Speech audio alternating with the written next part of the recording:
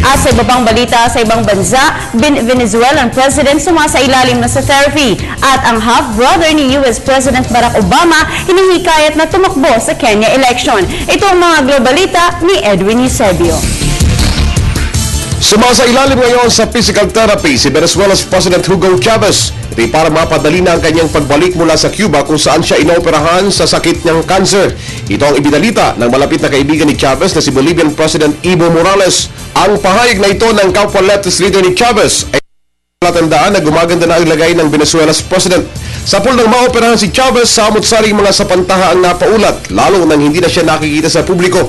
Magugulit ang noong pagpasok ng taong ito, napaulat na naka-life support na lamang si Chavez. Gayunman, nagsaya mga kakampi ni Chavez sa ulat na pagaling na ito ngayon.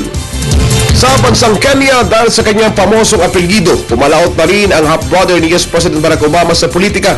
Nagpaiwatig si Malik Obama na wala nang makapagsasabi ngayon na dahil sila ay itim, hindi nila magagawa mga imposibleng bagay. Pinatunayan niya ito ng kanyang kapatid na si Barack. Ang 54 na taong gulang na si Malik ay kakandidato sa rural Kenyan County bilang lokal na opisyal.